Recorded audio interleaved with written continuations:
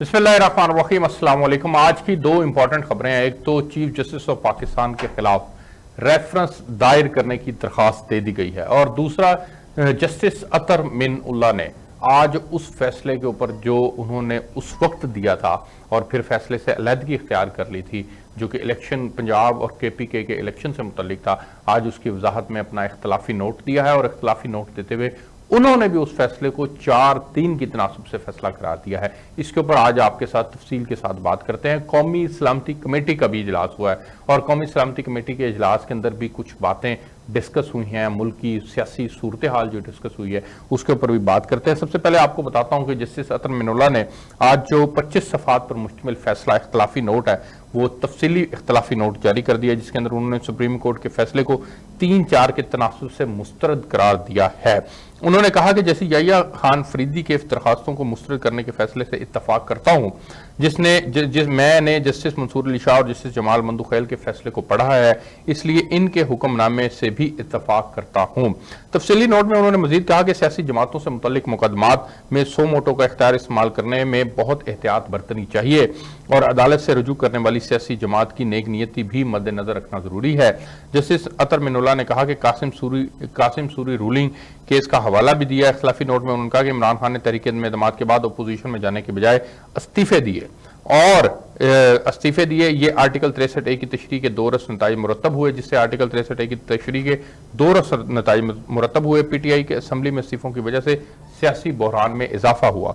दूसरा, उन्होंने कहा कि तहरीक इंसाफ की दरखास्त पर जिस अंदाज से कार्रवाई शुरू की गई, इससे अदालत सियासी तनाज़ात का शिकार हुई, यानी ये भी अतर मिनउल्लाह साहब ने तस्लीम कर लिया। इस दरखास्त पर कार्रवाई शुरू करने से पॉलिटिकल स्टेक होल्डर्स को अदालत पर एतराज उठाने की दावत दी गई। अच्छा जी, सो मोटो की कार्रवाई शुरू करने से हाई कोर्ट में दरखास्तें दायर करने वाले साइलिन के हकूक मुतासिर हुए, ये भी बड़ी वाज़ेह तौर पर उन्होंने बात की। अब मजीद उन्होंने कहा कि अगर फुल कोर्ट तश्कील दिया जाता तो इस सूरत हाल से बचा जा सकता था। हर जज ने आइन के तहफ़्फ़ुज़ और इसे महफूज बनाने का हलफ उठा रखा है। 23 फरवरी को मैंने अपने नोट में फुल कोर्ट बनाने की तजवीज़ दी। आवाम के एतमाद को कायम रखने के लिए फुल कोर्ट तश्कील दी जाती। मुल्क की मौजूदा सियासी सूरत हाल बहुत ज़्यादा आलूदा है। मजीद उन्होंने कहा कि हाई कोर्ट और सुप्रीम कोर्ट के जजेस ने आइन के तहफ़्फ़ुज़ का एक जैसा ही हलफ उठा रखा है। आर्टिकल 184(3) में अपील का हक नहीं होता, इसलिए मुनासिब होता है हाई कोर्ट को मामला सुनने दिया जाता। दूसरा, उन्होंने कहा कि फैसले के मुताबिक अदालतों को उनका तलवार और पैसे पर कोई कंट्रोल नहीं होता। जजेस अपने फैसलों में गैर जानिबदारी और शफाफियत से इज्जत कमाते हैं। सियासी नौयत के मुकदमात में अदालत के इंतजामी और अदालती इकदाम शफाफियत पर मबनी होने चाहिए। किसी सियासी फरीक को अदालती अमल की गैर जानिबदारी और शफाफियत पर शक नहीं होना चाहिए।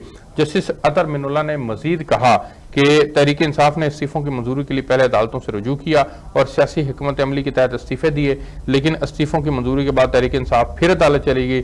सियासी हिकमत अमली के तहत सूबाई असम्बलियों की तहलील पर भी सवालात उठते हैं। दूसरा, उन्होंने कहा कि क्या ऐसी सियासी हिकमत अमली आइन और जमहूरियत के तहत मुताबिकत रखती है? क्या ये आइन की खिलाफ वर्जी नहीं? क्या सुप्रीम कोर्ट को ऐसी सियासी हिकमत अमली को तकवीत देने के लिए अपना फोरम इस्तेमाल करने की इजाजत देनी चाहिए? क्या अदालत को गैर जमहूरी रवायात की हौसला अफजाई करनी चाहिए? बहुत खूबसूरत अंदाज के अंदर उन्होंने डिटेल से बात लिखी है। दूसरा, उन्होंने कहा कि सुप्रीम कोर्ट को तहरीक इंसाफ की फोरम शॉपिंग का नोटिस नहीं लेना चाहिए था। क्या गैर जमहूरी रवायात की हौसला अफजाई से अवाम का सुप्रीम कोर्ट पर एतमाद मजरू होगा? ऐसा करके अदलिया गैर इरादी तौर पर पार्लियामेंट को कमजोर करेगी। सियासी फ्रीकैन को पजीराई देने से कबल इनको नेक नीयती साबित करनी चाहिए। उन्होंने मजीद कहा कि सियासी जमातों की जानिब से सियासी तनाज़ात में अदालत को शामिल करना सितम ज़रीफी है। सियासी स्टेक होल्डर्स की जानिब से अपनाए जाने वाले तर्ज अमल संगीन बहरान पैदा करेगा। सियासी रहनुमाओं के दरमियान ताकत के असूल के लिए कशमकश अवाम की फलाह और माशी इस हालत को मुतासिर कर रही है। फैसले में मजीद कहा कि सुप्रीम कोर्ट की जानिब से गैर जमहूरी हुकूमतों की तौसीक मुल्क के लिए नाकाबिल तलाफी नुकसान का सबब बनी। अवामी अदारों को मजबूत नहीं होने दिया गया हुकूमत, जबकि मुल्क में 75 साल गुजरने के बावजूद भी अवामी अदारे कमजोर हैं। उन्होंने मजीद कहा कि सियासी और आइनी बहरान की वजह से मुल्क तबाही के दहाने पर आ चुका है। जब सियासतदान मुतल्लिका फोरम पर जाने की बजाय अदालतों में मुकदमात लाते हैं तो दरखास्त दहिंदा तो जीत जाता या हार जाता है, लेकिन बिलाखिर अदालत हार जाती है। 27 फरवरी को कमरा में होने वाली मुशावरत का ये ही नतीजा था कि मैंने खुद को ना बेंच से अलहदा किया और ना मुझे अलहदा करने की वजह थी। ये वो तमाम चीजें वजाहत के साथ बयान कर दी आज उन्होंने अपने फैसले में, जो मौजूदा निज़ाम के अंदर हमारे अदारे اپنا ایک نیگیٹو رول پلے کر رہے ہیں، اس سے باہر نکلنے کی بہت زیادہ ضروری ہے۔ چیف جسٹس کی برطرفی پر بھی آ جاتے ہیں، وہ سپریم جوڈیشل کونسل کے اندر درخواست دائر ہو چکی ہے۔ یہ عمر عطاب بندیال صاحب کی برطرفی ہے، یہ ایک وکیل ہیں راجہ سبطین خان، ان کی جانب سے دائر کی گئی ہے، جس میں انہوں نے کہا کہ یہ مس کنڈکٹ کے مرتکب ہوئے ہیں، اس لیے انہیں فوری طور پر عہدے سے برطرف کیا جائے۔ یہ شکایت پنجاب کے پی انتخابات کیس کی بنیاد پر دائر کی گئی ہے اور انتخابات از خود نوٹس سے سپریم کورٹ متنازع بنی۔